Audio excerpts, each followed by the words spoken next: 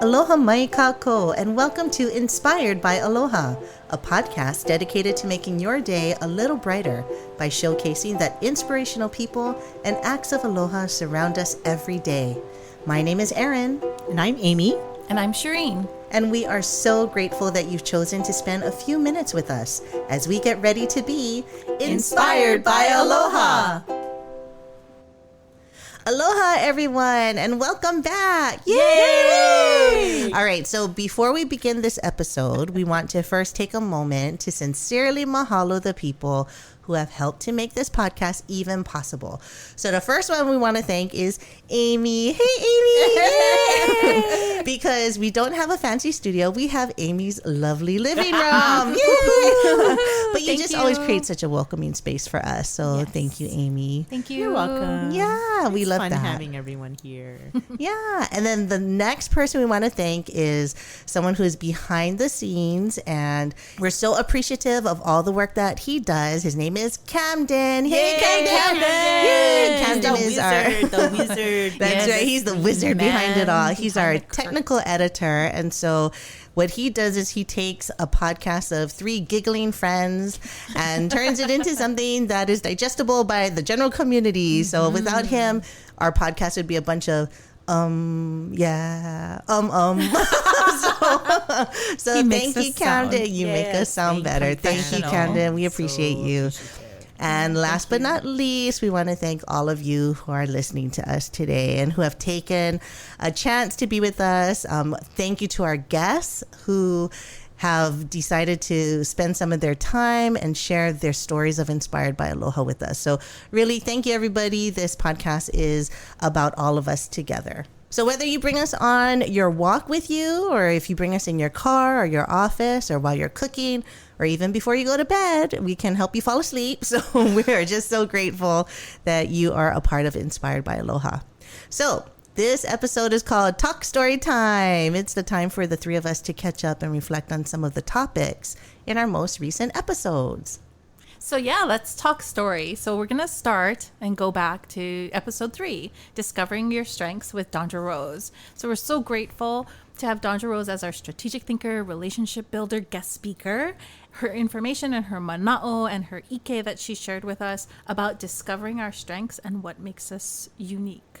So Amy, what were your takeaways from that episode with Dondra Rose? Yeah, that was really cool. I think what was amazing was when she talked about how there's nobody in the world exactly like you. Right. You know, as That's far so as your strengths are concerned. Mm-hmm. And so she said, like, 1 in 100 whatever billion people, you know, maybe like you. And I was like, wow. And then when she said, and you know, there's only like 12 billion people in the world, I was like, oh, we're all uniquely designed and made, which I really appreciated. And I felt very like special. You are special. I was like, wow, there's nobody with the same exact 34 strength things that I have, which was, yeah. Isn't that crazy to think about, though? Yeah, I was like, I mean, we wow. always say, oh, you're so unique, you're so special, but we really are. And they're like, oh, pudding. But no. Cannot have two Amy's. But yeah, that was interesting, I think, for me. That was like a biggest takeaway. Oh. The aha. Yeah. How about you, Shareen? I just love understanding, yes, that we are all unique and we're all made up of these 34 different strengths. So Dondra was sharing with us about the Gallup Strengths Assessment, which is an assessment that we take that puts into order our strengths or what makes us unique, or the way that we do things our way is the way that we are successful in everything that we do. So I loved understanding and taking that assessment and looking at my top 10 and seeing how that makes me unique. Actually, we all took that assessment, right? Yes. Right. So, okay, Shareen, so tell everybody what your top 10 are. So my top 10 strengths are positivity, empathy, relator, responsibility, developer, learner, arranger, harmony, input, and discipline. Wow, you had that memorized. Almost. That's awesome. Oh, she did that by memory. I was staring at the screen. That's so good. good. Yep. Now, I remember Dondra saying that your number 5 strength is, I keep saying core, but you had the better term. It was your anchor. Oh, your anchor. Your anchor. What does that mean? So it kind of holds you, it grounds you in a sense where your number 5 is where you move from. So my number 5, for example, is developer. So I love to see the potential in other people. I love encouraging them to be their best.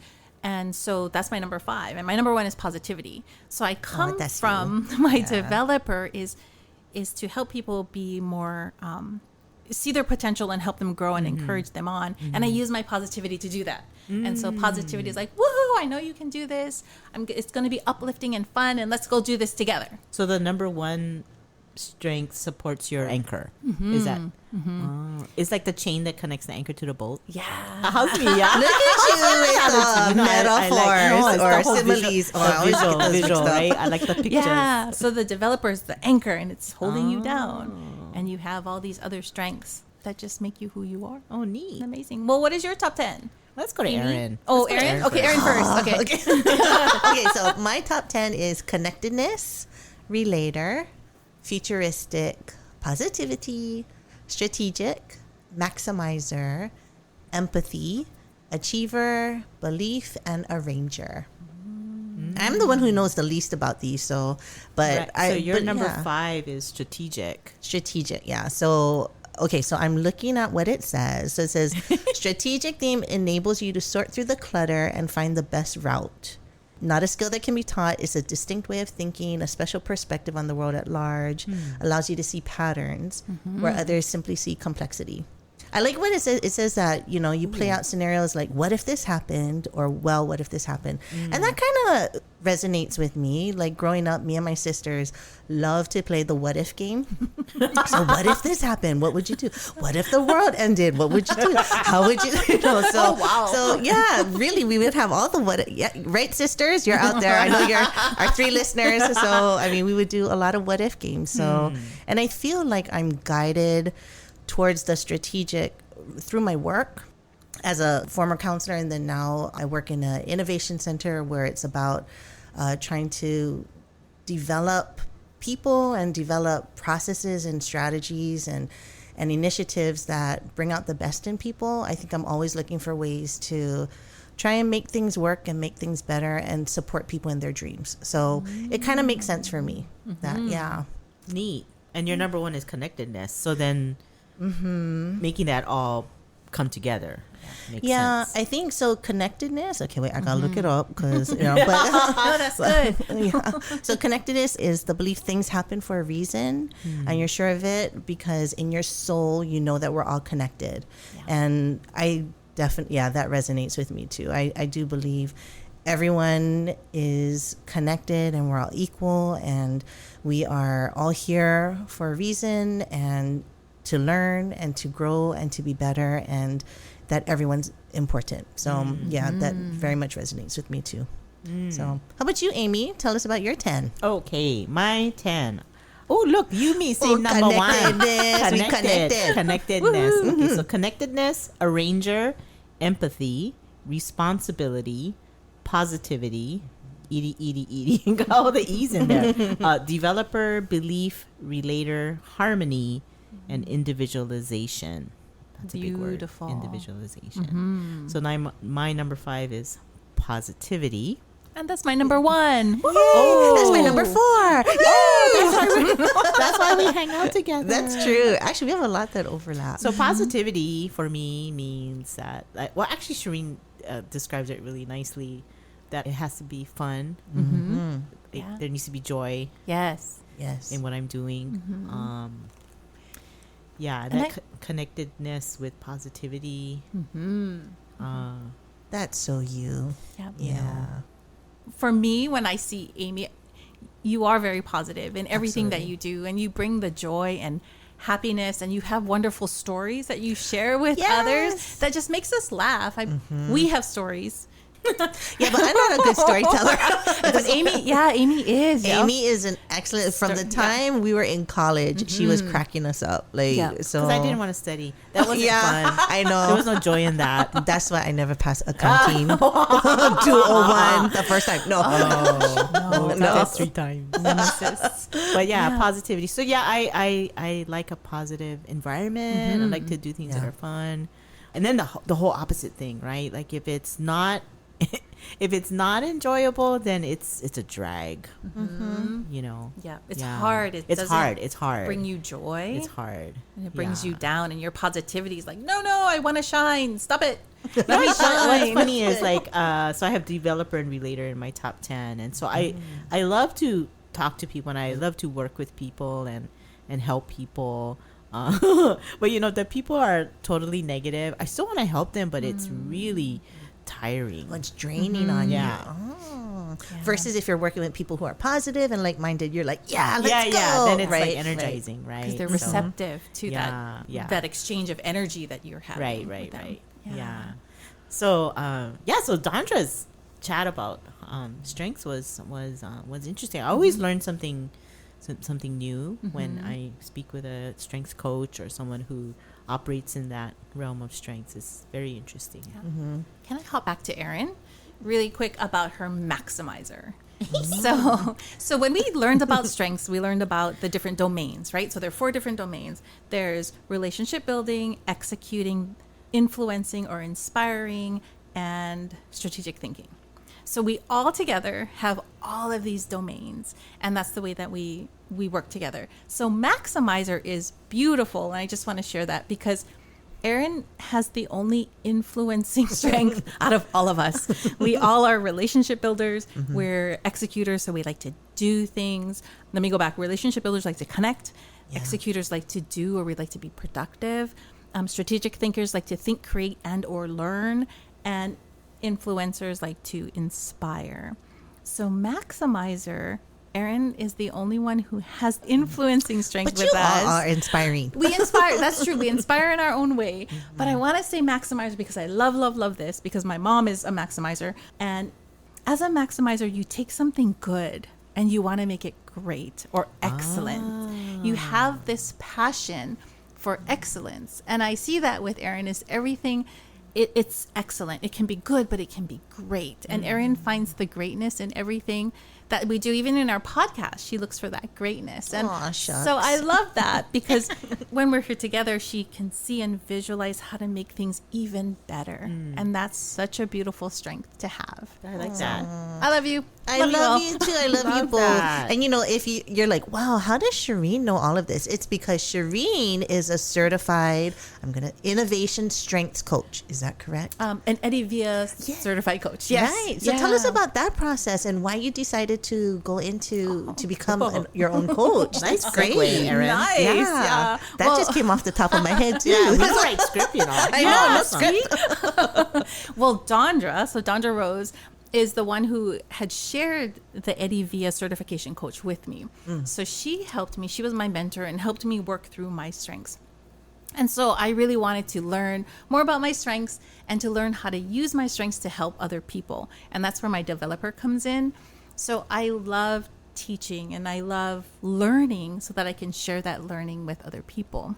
But it really, for me to understand my strengths, just gave me that aha moment as to, so that's why I do the things that I do. And that's why I behave the way that I behave. And understanding that helps me move better and easier through the world by staying in my strengths. Like positivity is number 1. So there's rules. And the rule is it has to be fun and it has to be uplifting. And if it's not, then maybe I don't want to do it. Right. So, yeah. I really like how you've described it before. It's like those that are your top strengths give you energy. Yes. And then those that are your bottom strengths, it's not that they're bad, but they just kind of drain your energy. That's not where you get your passion and motivation from. So I love the fact that we are all of them, right? Exactly. And it's just you want to focus correct me if I'm wrong, you want to focus on the things that bring up your energy so that you can just feel good in this life. Yes. Is that correct? Yeah. Yes. many times we're told, you got to fix this and you got to fix that. And you should be better at this. And as women sometimes, or a lot of times, we're told you should be better at this. You should be better at that. You need to work on that because that's what's going to make you successful. But no, if we understand our strengths and where we thrive, then we should do more of that. And we will find that success in doing it our way. Well said. Very good. Yeah. Remember, we are unique because we are 1 in 100 and whatever billion people. Right? And there's only 7.7 billion people in the world, but there's 100. What is it? So 130? there's 1 in 131 billion chance that anyone in this world would have the same 34 strengths as you. 1 in 131 billion chance that people would so have there could the be same. a Martian. So really, like, nobody gonna be like you. That's what we basically say. You're pretty special and unique. And we're so glad you're here. And we're so glad you're really here. Right, and we're supposed to cool. be here. Yeah. That's really cool. So we mentioned this in our podcast, but could we just share one more time with our listeners if they were interested in learning about their strengths? Where could they learn about that? Well, they can go to Gallup.com to get their strengths assessment. So what we do when we look at your strengths is the Clifton Strengths Assessment is the guide that we use to assess your strengths. So you can go to Gallup.com. With Dondra, I think Dondra has DondraRose.com, which is her website. And then if you need to contact her, it's an innovative strengths coach at gmail.com. Right. Yep. Right. Yeah, neat. I think strengths is used in all kinds of ways, and I think what I appreciated from Dondra and Shareen is the understanding from a personal perspective and how those strengths can make you an even better person. You know, I've used it in business, so I see how it works in a business setting, but to have it more personalized is refreshing, right? To see that. That's true. Both of you are pretty well versed, and I mean, Shareen, you're a certified coach now, so I think that's amazing. So, you know, and Amy, you've worked with this in the industry, right? In your work environment. What was the benefit of having your employees or people that you supervise or people you work with do something like this?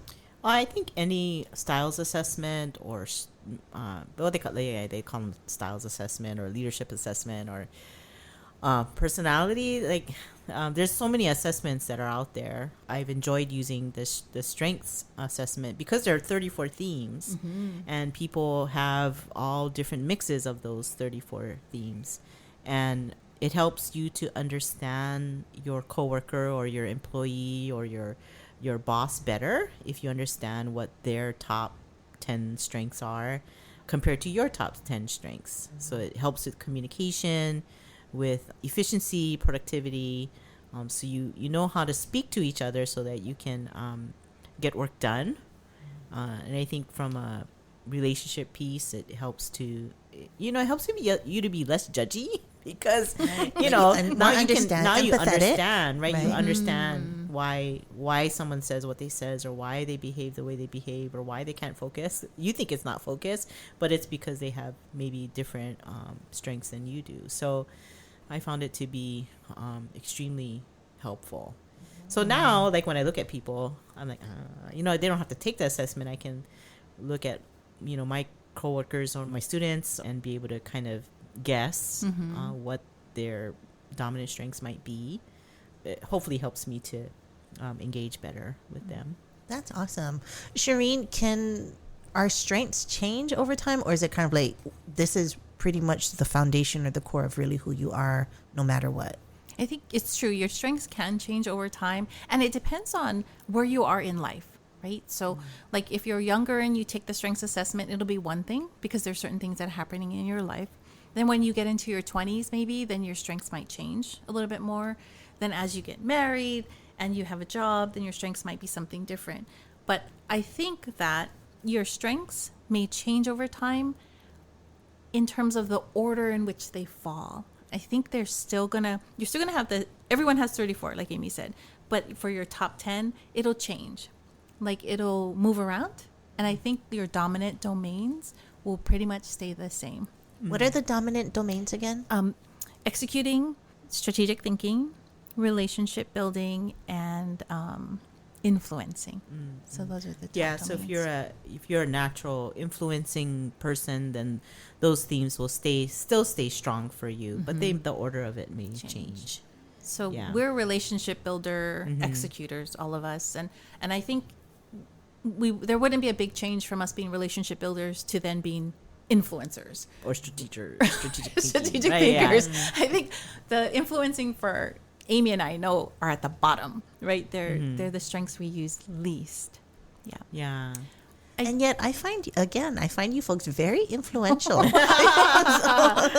we But can. I think they tend to overlap and they integrate, which is, I think Gallup's done a great job and over all these decades and analyzing that.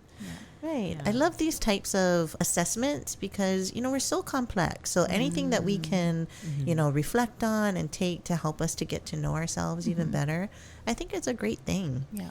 And I think that, when we understand other people's strengths, it helps us not take things personally. Because people are behaving a certain way because of their strengths. Right. And it's not because they're trying to be difficult or they're trying to get us to get upset, but it's because that's where they're coming from. They're coming to us in their strengths. So if we can understand that, then it helps make the communication and the understanding a little bit easier and smoother. Right. That's an excellent segue. Because our other guest that we've had is Mrs. Margaret Bailey, who is just an inspiring educator for so many people.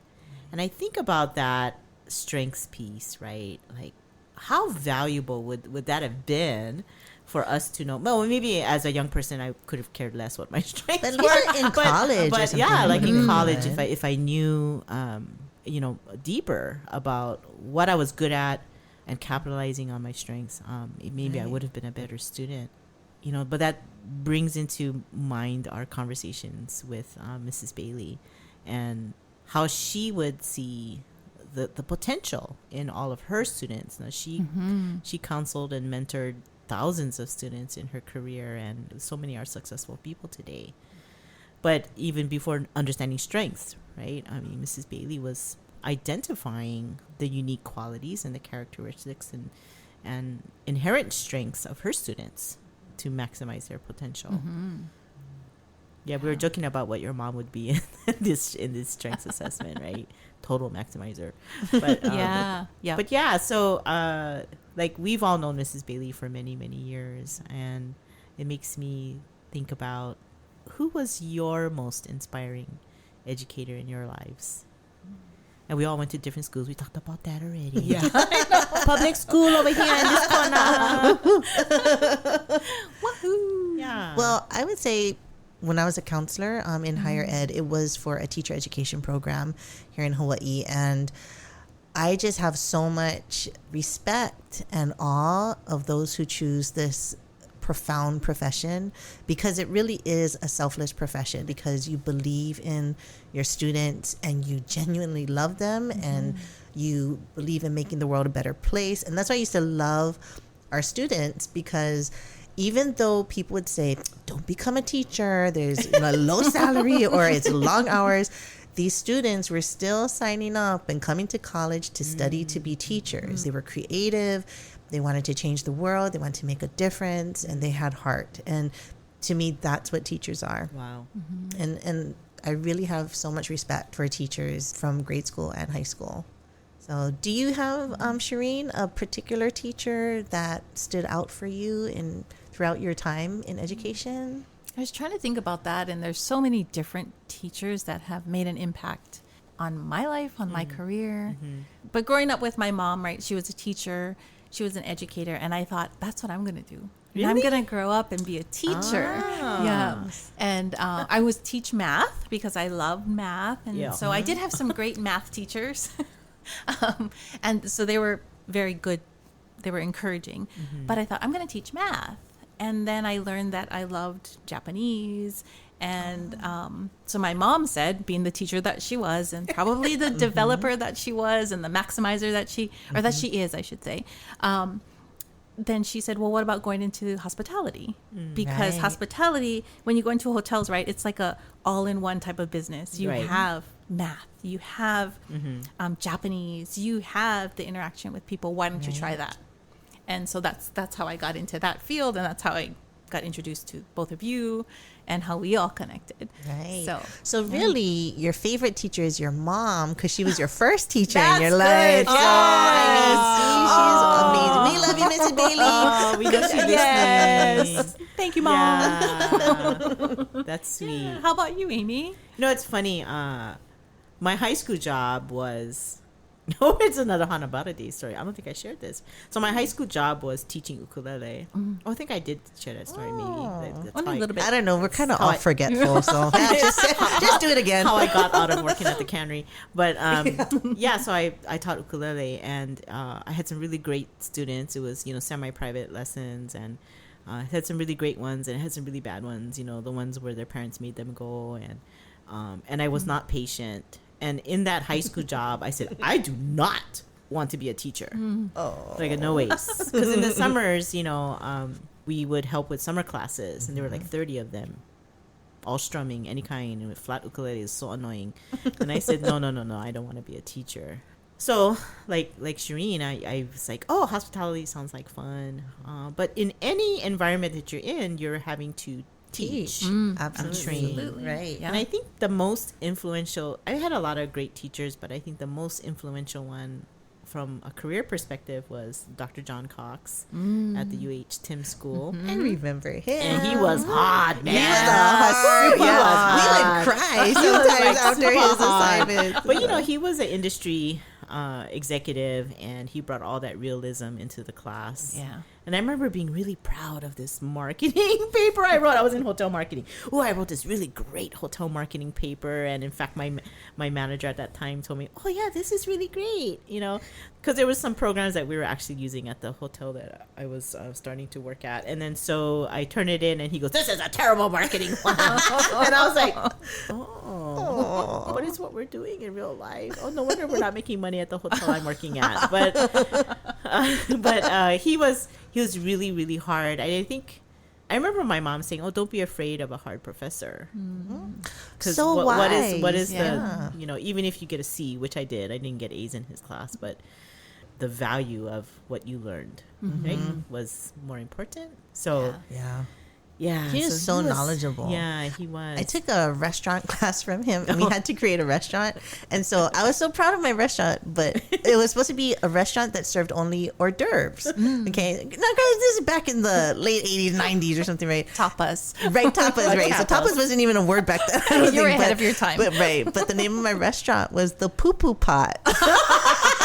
I thought that was so like alliteration. I thought it was so good, and then it only dawned on me later that sounds not good. The Poo Poo Pot. So, yeah. So I didn't do well on that assignment. That's funny. The poo-poo pot. I give permission to anyone who wants to use that name. Go right ahead. Poo-poo pot. The poke pot. What else can we do? Poke pot's the good. poi pot. The poi pot. The puka pants pot. All right, that didn't make sense. I thought it was ingenious at the time. So how about you? So Your good. influencing teacher. Oh, okay. So I went to Marino grade school, and the teacher that comes to mind is in my 6th grade class. Her name was Ms. RC, and she was just so loving, and she did different things for us, and I don't even remember exactly what we did, but all I remember is I was so engaged. Like, I paid attention, and I just loved Miss RC. And it's so funny because years later, so I was already married and I had kids already. I was living in Mililani, and it was Christmas time. And so I went to the Mililani Walmart because I was really delayed in my Christmas shopping. It was like it was almost Christmas Eve or something. So, and this was when Walmart was open 24 hours. Are they still open 24 hours? I don't know if they are. But it was like maybe 2 o'clock in the morning. Or so it was really early in the morning. And stuff, and I was doing my shopping. And I was in line at Walmart. And then Ms. RC was in front of me talking with someone, right? And I was like, at 2 a.m. Yeah. so she was shopping too. You know, like teachers. Mrs. Bailey. I don't sleep. Tough life for teachers. So I was like, that's Ms. RC. But you know, this is like 30 years after being in her 6th grade class, right? So I'm like, there's no way she's going to remember me. Should I say hi? Oh, no, I shouldn't say hi. Oh, whatever. So, but I'm like, you know what? This is your once in a lifetime chance. What you got to lose? Just say hi. So she's talking with someone, and then I tapped her on the shoulder. I said, I know you probably don't remember me, but you were my teacher. And before I could finish the sentence, she went, Erin Thompson. How are you doing? And I started to bawl. I was kind of like, I love you, Ms. RC. You're my favorite teacher. I'm like in my 40s. I was like, you are the best teacher I ever had. Thank you for everything. And she just laughed and stuff. And I said, so teachers, if you ever feel like you're not making a difference, you absolutely are. Even decades later, your students will remember you, and they will cry when they see you in Walmart at 2 o'clock in the morning.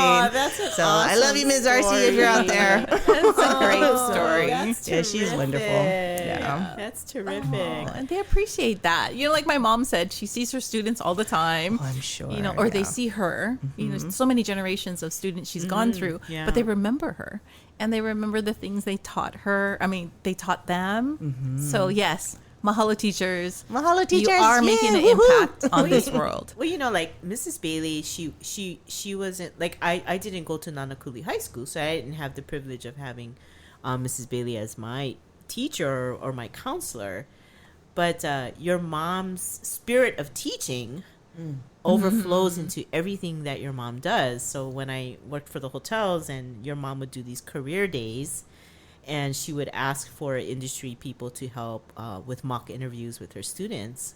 It was funny. Like, nobody ever said that they weren't available. Like, everybody was like, oh, Mrs. Bailey needs help. Yes. Okay, and we'd all sign up, right? We'd all sign up because Mrs. Bailey called, and we would be there. And we would all learn from her because your mom was so organized and detailed. And it was always amazing that she knew every single student by first name, every single student by resume. Like, she knew what everybody's resume said. She knew what everyone was going to do after high school, whether it was go to work, whether it was go to school, trade school, military. She knew what every single one of her students was going to do. And it was inspiring. And everything that your mom does is she just overflows education into everything that she does. So it's been decades, and I still learn from your mom when I see her, you know. And your mom's so humble, right? Oh, Mrs. Bailey, you know, she's like, right? She's like, no, that's just, you know, no, that's so true. So yeah, but I think your mom said it best. It is, you know, if you want to sleep, you know, teaching's not for you. If you want to get paid lots and lots of money, then teaching might not be for you. But if you have the heart to change lives and make things better for others, then well, you both are educators. You both are part of higher education. So do you have examples of that one student that I think that's funny, because I said I never wanted to be a teacher. I know, and look at where you are. Fast forward a couple decades. Well, is there a student that I feel like I'm a trainer. Like, I don't like I told you about my interview, right? No. This is really funny, right? So I interview so I teach at community college, and you have this interview, and I've never been an academic, so the vice chancellor who's interviewing says, "Oh, Amy, would you describe for me your pedagogy?" My pet what? I think I sat there for a good 5 seconds, like, yes, no. And I smiled and I giggled and I said, I would be happy to describe my pedagogy if I knew what that meant. And they hired her on the spot. No. If I knew what that meant, I could try and answer that. And then she laughed and said, "What's your teaching philosophy?" I said, "Oh gosh, I'd never heard that word before, you know." sounds like a Pokemon. It does. I was like, what is that? It sounds like a disease. But I think so here's a good story. So I had a student, he everybody uses a device, and so we were I teach hotel management classes, and so it's a front office management class, and we were learning about front office accounting, not the most exciting chapter in the book or anything, right? And he's like, cool, like all the answers we can find on Siri, you know, with Siri. And I said, I was so like, no, right? I'm like, no, you know. And he goes, oh, let's do a contest. We're actually doing like a little game, right? Let's, you know, concepts and terminology. So boldly, I said, okay, your team uses Siri, and the rest of the teams, we're going to use our brains and our books and, you know, our notes. Oh, fun. And we'll see who wins. So your team, you cannot go back to your book or anything. You're just going to use Siri to answer all these questions. And I was like, oh, Lord, please let me be right. Right? So we started asking questions. What is a debit? And he goes, Siri, what is a debit? Okay, Siri got that question right. Okay, what is a city ledger? Siri, what is a city ledger? And then one by one, Siri, like Siri kept losing, right? Oh, and the class is getting loud, like, right? And then, so it's 10 questions, right? So out of the 10 questions, it was us 9, Siri 1. Oh. And he was so mad. Wow. He was like, what? And he goes like, freaking Siri. He takes his phone and he throws it on the ground. And I just start laughing. And I said, Siri is programmed by someone who didn't read this book. And I said, so, you know, the answer is not always in Siri. Mm-hmm. Right? But how fun for you to create that type of learning. And that's what makes you unique too, because you create those Are you fun. kidding? I just wanted to prove to him that you couldn't get all the answers on Siri. No, but they'll remember that. They're going to remember that. You know, that the book Siri doesn't know everything. But I don't know. Maybe Siri knows everything now, yeah, with AI. Oh, maybe now. You should do that. Wait, I have Siri off on my phone. Oh, no, it's talking to me. You are wrong, Amy. Okay, now it's Chat GPT. Siri will say, don't talk to me like that.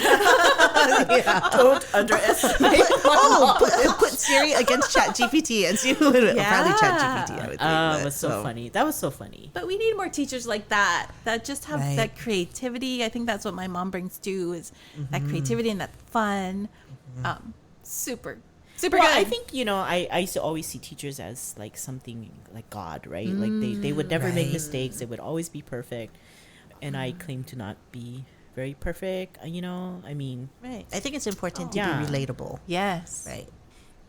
So, Erin, do you have a story about, you know, an innovative or a student that really just was inspirational to you, or that you saw the impact of your teaching on them? Yeah, maybe I didn't see the impact of my teaching. Or just your guidance. A lot of inspirational students. I think I was always very grateful. So I was a counselor in higher ed, and before I'm in my current position now. So I think just knowing that students would come and see me, I thought was, wow, you actually came to see a counselor. That's pretty amazing. Because when we were in college, I don't think we went to advisors unless it was mandated. So, and I wish I had, you know, because I think that would have really helped to alleviate some stress or not knowing what our next steps were. But I was always very grateful when students would come and they would talk and build relationships and with each other and with me, and just sharing their stories. When I was doing my doctorate, I had the privilege of being able to interview several of my students and spend 2 to 4 hours with them just to really unpack their lives, to unpack why they chose education as a career pathway, to unpack what it meant for them to be Native Hawaiians in higher education, and what their future goals were. And we laughed and we cried, and it was such a privilege and an honor to be able to hear their stories. And it really changed the way I approached my work after that, because every single student has a story. And we use the metaphor like they're onions, right? They have layers under it, but it's so much more. They have so much wisdom because they know how they learn best. And all we have to do is listen to that and figure out, how can I meet your need? Tell me what you need and how can I reach you? I think a lot of times we put the onus on students to take this class, go to this workshop, manage your time. And we tell them to do all these things, but we, as those who are working for the colleges, are actually the ones that need to adjust to the changing needs and wants and goals of our students. I firmly believe that. And so I think there's so many students that have inspired me, and I think to myself, they're going through all of these struggles, whether it's homelessness or domestic violence or depression, anxiety, not knowing what they want to do in life, feeling very alone, whatever it is, financial hardships, and yet they're still here. And I think to myself, if they can do that, I have no excuse not to give my best for them. So to all of you who are students, whether it's K through 12 or you're in college, just remember, education really is that gift that you give to yourself that can never be taken away. It's the one thing in life no one can take away from you. And I know it's hard, it's not easy, but you have people who will support you and love you throughout your journey, and reach out for help at whatever school you're at, and the help will be there, because we do appreciate you investing yourself in this way. And I think that's really important. And I think Mrs. Bailey definitely was that type of person who students could go to for help. And she was there to help every single person who needed it, whether they knew it or not. And I think, just making sure that students realize that they're not alone in this journey. We want you to stay in school, but graduate. Don't stay in school forever. Graduate and give back, and that's what you're meant to do. So. I think it's beautiful that you both are so unique educators. You teach in very unique and innovative ways, and you care about your students.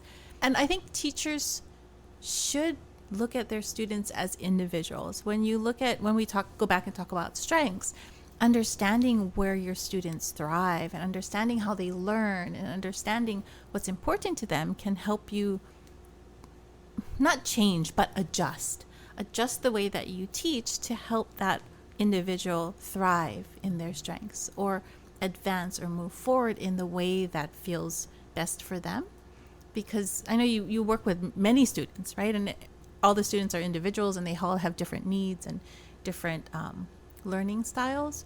But having the ability to understand their strengths and then flex with that, you just imagine how many students would be confident in their strengths, in themselves, as they go out into the world and make that difference. Yeah. So thank you, friends, for really developing our youth. I think that's our community. Yeah. I think that's a great way to end our talk story time. Our inspiring educators are inspired by those that we are teaching. So, the students inspire us. Right. We inspire them, hopefully. And, all just recognizing the greatness in each individual. That's right. Mahalo. So, we appreciate you, teachers, and anyone who's connected to the schools, from SASAs, secretaries, custodial, leaders, counselors, everyone who is part of a student's educational journey, cashier, office people, whoever you are, registrars, everybody, you make a difference in lives. So thank you for all the work that you do. So thank you to our Inspired by Aloha listeners, letting us talk story with you. Yeah. Share a little bit about what we've learned over these past couple of guests that we've had. And we just look forward to the episodes to come. So thank you, everyone. Right. We wish you the best. Thank you. Until next time, ma lama pono. Yes. Ahui ho. Ahui ho.